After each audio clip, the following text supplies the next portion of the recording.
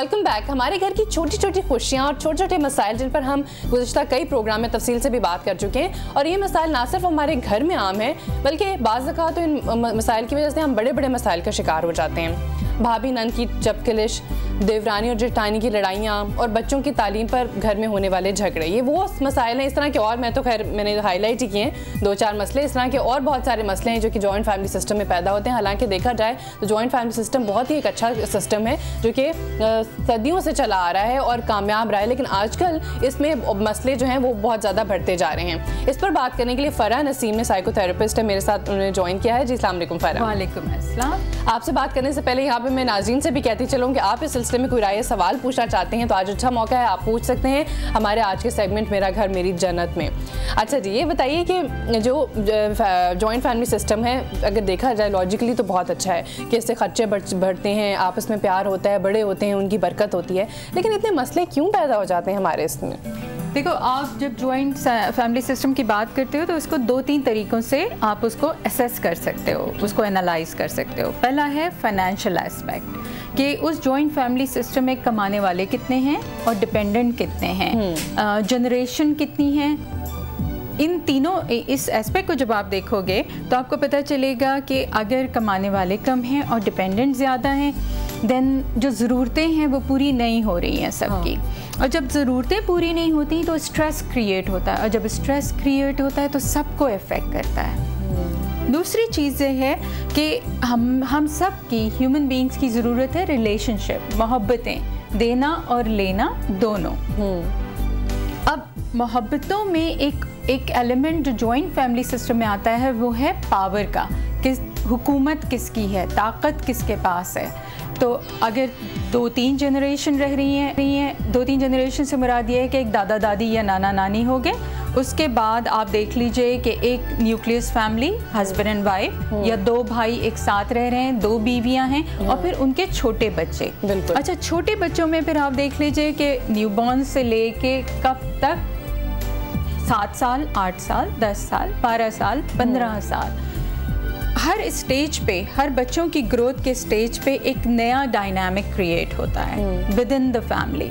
तो अगर आप मोहब्बतों में बात करें, एक मोहब्बतों का एलिमेंट लिंक करता है हमारी वैल्यूज़ एंड बिलीफ सिस्टम से, जो कल्चरली चली आती जा रही हैं, जिसमें एक पावर सिस्टम को जब हम अडॉप्ट करते हैं कि किसका से होना चाहिए, यानी आपके ख्याल में एक का से होना चाहिए पूरे घर में, जो कि हेड ऑफ द फैमिली है, वो ही उसी की बात, उसी के फैसले होने चाहिए। ये बहुत मुश्किल है कहना। मेरा ख्याल है पावर का एलिमेंट जो फैमिली सिस्टम में आ जाता है वो 2 चीज़ें लेके आती हैं। एक तो वैल्यूज़ कितनी स्ट्रॉन्ग हैं, क्या वो दादा दादी या जो ओल्डेस्ट एलिमेंट है या ओल्डेस्ट फिगर है उसको वो पावर दे रहे हैं या सुपरफिशियली दे रहे हैं, या पावर वहाँ लाई करती है जो सबसे ज़्यादा अर्निंग मेंबर है, सबसे ज़्यादा मनी लेके। फ़रा, यहाँ पे कॉलर है, मैं उनसे बात करती हूँ। अस्सलाम वालेकुम। वालेकुम अस्सलाम, कैसी हैं आप? जी ठीक ठाक, आप कैसी हैं? अल्हम्दुलिल्लाह। मुनीरा बात कर रही हूँ कराची से। जी बिल्कुल मुनीरा, मैंने पहचान लिया। आप बताइए, आप कोई सवाल पूछना चाह रही हैं या फिर कोई राय या फिर एक्सपीरियंस शेयर करना चाह रही हैं? मैं एक्चुअली एक सवाल पूछना चाह रही हूँ। 3 एज जो बच्चे होते हैं उनमें एक हम बड़ा अच्छा मतलब उनको बिल्डअप करते हैं, लेकिन क्या होता है 3 एज में जाके अक्सर वो कॉम्प्लेक्स के शिकार होते हैं, इनफीरियरिटी कॉम्प्लेक्स होता है, कि उनमें एतमाद की कमी आ जाती है। उसकी बहुत सारी रीजंस हो सकती हैं, हाइट का छोटा बड़ा होना, मोटापे का होना, पढ़ाई बिल्कुल हो जाता है। तो इसके लिए हम क्या करें कि हमारे बच्चे बाज़ एबिलिटीज होने के बावजूद सिर्फ एतमाद की कमी की वजह से बहुत सारी। बिल्कुल मुनीरा, आपका सवाल जो है बड़ा अच्छा सवाल है, बहुत शुक्रिया। और इसको मैं जॉइंट फैमिली सिस्टम से भी लिंक करूंगी कि अगर एक भाई के बच्चे जो हैं वो एक टॉल है, दूसरे का शॉर्ट है, तो वो एकदम से होता है अच्छा वो साम घर में ही देखता सारा दिन, तो उसको एकदम से कॉम्प्लेक्स हो जाता है। या फिर ये कि दोनों भाई जो एक घर में हैं, एक अच्छा कमाता है, एक एवरेज उससे कम कमाता है, तो दोनों का लाइफस्टाइल एक ही घर में होते हुए डिफरेंट होगा। तो बच्चों में इस लिहाज से भी जो कॉम्प्लेक्स डेवलप होता है उसको कैसे कम करें? देखो, कैसे कम करें, तो वही माँ बाप हो गए ना, कि किस तरह जॉइंट फैमिली में आप स्ट्रेसेस भी शेयर करते हैं और मोहब्बतें भी और फाइनेंसेस भी, ये सारी शेयर की बात है ना।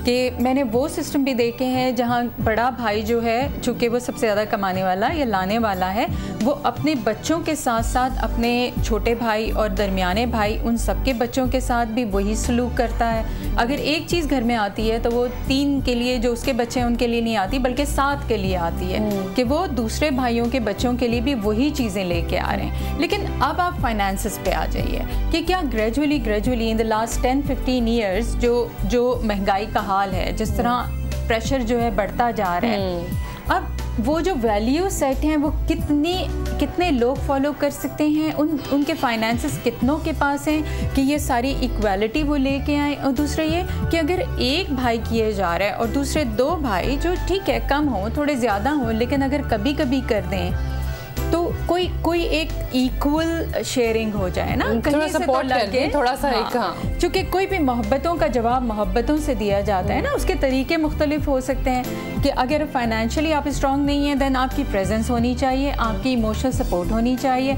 आप बच्चों को ले जाएं, ले आएँ, शेयरिंग कर लें। बात तो गिव एंड टेक की है जॉइंट फैमिली। ठीक है, और इनका जो सवाल था कि पेरेंट्स क्या रोल प्ले करें अगर बच्चे कॉम्प्लेक्स में जा रहे हैं, तो देखिए सबसे ज़्यादा जो अहम चीज़ है बच्चों के कॉन्फिडेंस लूज़ करने की, स्पेशली जो आप कह रहे हो जॉइंट फैमिली सिस्टम में, जॉइंट फैमिली सिस्टम में, वो हमारा कम्युनिकेशन सिस्टम है कि किस तरह हम एक दूसरे से मोहब्बतों का इजहार करते हैं, या एक दूसरे का कंपैरिजन करते हैं, या एक दूसरे का मजाक उड़ाते हैं। तो अगर बच्चे अपने माँ बाप को ये बातें करता हुआ सुने कि फ़लाने के बच्चे ज़्यादा बेहतर हैं या फ़लाना के बच्चे हमारे बच्चों से कमतर हैं, तो उन बच्चों में ये एहसास अंदर आ जाता है, या सुपीरियॉरिटी का है या इन्फीरियॉरिटी का है। सुपीरियॉरिटी का आएगा तो वो जाके उन बच्चों को टॉन्ट करेंगे या उनको प्रेशराइज करेंगे। अगर वो अपने माँ बाप के साथ जाएंगे, वो कहेंगे नहीं नहीं बेटा आप बर्दाश्त करो, वो बड़े हैं, ये है वो है। तो बच्चे जब कंसिस्टेंटली अपनी बुलिंग या उनका सप्रेस होना या उनका नीचा होना बर्दाश्त करते जाएंगे, तो फिर ग्रेजुअली बिल्कुल आपने सही कहा। यहाँ पे कॉलर है और यही बात आपने कही है कि पेरेंट्स जो एक इम्पॉर्टेंट रोल प्ले करते हैं। आप जो कहते हैं बच्चे आपके वही सुनते हैं, और अगर बाद में बच्चे बिगड़ते हैं या कुछ भी उनमें अंदर कोई मसला डेवलप होता है, तो उसमें कहीं ना कहीं आपका भी कसूर होता है कि आपने कोई ऐसी बात की, उनके सामने कोई ऐसा बिहेवियर रखा, तो उसके ऊपर नजर रखने की बहुत ज़रूरत है। यहाँ पे कॉल की तरफ आती हूँ। अस्सलाम वालेकुम।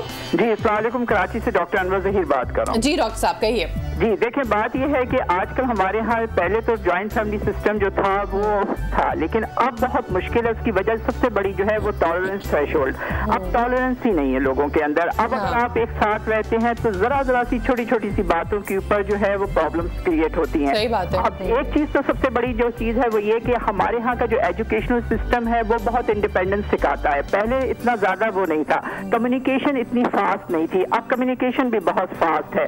फिर दूसरा ये कि हर एक की प्रायोरिटीज डिफरेंट होती हैं। इवन अब आप देखें जो पेरेंट्स और जो आपके ऑफिस स्प्रिंग्स का इंटरेक्शन है वो भी डिफरेंट हो गया है। तो वो भी एक खास उम्र तक अपने पेरेंट्स के साथ रहना चाहते हैं, उसके बाद उनकी अपनी एक सोच होती है और वो अपनी सोच के साथ जो है इंडिपेंडेंट लाइफ गुजारना चाहते हैं। तो मेरा ख्याल ये है कि अब रवैयों में भी तब्दीली आ गई है। थोड़ा बहुत मेरा ख्याल कुछ फैमिलीज चाहती होंगी कि वो जॉइंट फैमिली को कंटिन्यू करें, लेकिन ज्यादातर लोग जो है वो इंडिपेंडेंट लाइफ को पसंद करते हैं। Thank you very much. ठीक है, बहुत बहुत शुक्रिया आपका। इनकी बात पे क्या कहेंगे? हाँ, डॉक्टर अनवर की 2-3 बातें बड़ी अच्छी हैं कि बिल्कुल सही कह रहे हैं कि वैल्यूज़ चेंज हुई हैं, और 10 साल में जिस तरह टेक्नोलॉजी बढ़ी है, टेक्नोलॉजी बढ़ने से हुआ ये है कि आपकी जो ग्लोबल कल्चरल वैल्यूज़ थी वो अडॉप्ट हो रही हैं। यहाँ पे मेजर फोकस जो है वो ह्यूमन डेवलपमेंट में आ रहा है, बच्चों की एजुकेशन में आ रहा है, जिससे हम ये सोचते हैं कि उनकी ग्रोथ होगी, सोशियो इकोनॉमिक जो जिस लेवल को वो बिलोंग करते हैं उससे वो आगे जाएंगे। सही बात। तो 15 साल के अरसे में अगर आप इन चीज़ों के ऊपर फोकस करते हैं तो आपको कॉम्प्रोमाइज़ करने होते हैं, और वो कॉम्प्रोमाइज़ जो है आप कल्चरल वैल्यूज़ पे ही करते हैं। फिर एक और चीज़ ये है कि अब नए सिस्टम में नई जनरेशन नई वैल्यूज़ देना चाहती है। पुरानी जनरेशन कहती है कि नहीं वही करते रहो जो हम करते आए हैं। फिर ये वैल्यूज़ का क्लैश यहीं पे क्लैश होता है। बिल्कुल सही। इतना क्लैश होता है कि फिर उसके बाद एक दूसरे का जो है नाम लेना हराम कर देते हैं। बिल्कुल। और वही पावर का एलिमेंट आ जाता है, फिर वही कभी सास बहू थी वगैरह वगैरह का सारी कहानियाँ शुरू हो जाती हैं। बिल्कुल। कॉलर की तरफ आऊंगी। अस्सलाम वालेकुम। हेलो। हेलो, अस्सलाम वालेकुम। जी वालेकुम अस्सलाम। हबीबा बोल रही हूँ कराची। जी हबीबा, कहिए आप क्या पूछना चाहती हैं? मैं ये कहना चाहूँगी कि है ना, जैसे एक फैमिली में सास ससुर भी हैं, ठीक है, किसी वक्त उनका भी होल्ड होता है, आहिस्ता आहिस्ता बहू और बेटे का होल्ड होना शुरू हो जाता है। ठीक है। तो वो लोग जो है वो सास ससुर को इग्नोर करना शुरू कर देते हैं। बहुत से घरों में हमने देखा है। उनकी देखा देखी उनके बच्चे भी अपने दादा और दादी को इग्नोर करना शुरू कर देते हैं, उनकी रिस्पेक्ट नहीं करते। तो ये मैंने अक्सर देखा है और अक्सर ऐसी फैमिली में होता भी है। बिल्कुल। में आप क्या कहें? बिल्कुल, आपका बहुत शुक्रिया, आपने सही बात की। और वही जो अभी मैं कही थी कि जो आप कहते हैं बच्चे वही सुनते हैं, यानी कि अगर आप अपने माँ बाप के खिलाफ कुछ कहेंगे या फिर कहीं जाना हो, अब है ये तो घर पे हैं, किस तरह से हम इनको छोड़ के जा सकते हैं, एक नागवारी का एहसास, हालांकि ऐसा नहीं होना चाहिए। तो बच्चे भी उसी चीज़ को फॉलो करते हैं और फिर जब बच्चे बड़े होते हैं तो हो सकता है कि वो भी होता है ना कि मकाफात अमल होता है कि वो भी आपके साथ उसी तरह ही कर सकते हैं। बिल्कुल ऐसा ही है। लेकिन एक लफ्ज़ है सबीन, ये खातून जो हबीबा इस्तेमाल कर रही थी, वो कह रही थी कि इग्नोर करना। देखो, इग्नोर जो है वो एक बहुत जेनरिक वर्ड है। क्या उनकी से कम हो गई है, उनका होल्ड नहीं है, उनके फैसले नहीं सुने जाते, या उनको बिल्कुल एक कोने में रखा हुआ है और उनकी जो ज़रूरतें हैं उनका ख्याल नहीं किया जाता, या उनसे इस हद तक है कि बाकायदा बदतमीज़ी की जाती है, उनको इतना निगलेक्ट किया जाता है कि ना कोई उनसे जाके सलाम करे या पूछे तबीयत, या उनके पास बैठे या उनका ख्याल करे। बिल्कुल। फराह, इसके ऊपर मैं मजीद बात करूंगी। ब्रेक का वक्त है, ब्रेक से वापस आके इसी चीज़ को कंटिन्यू करेंगे। बहुत इंपॉर्टेंट बात उन्होंने की है, उसको डिटेल में डिस्कस करना चाहूँगी। आप मेरे साथ रहिए।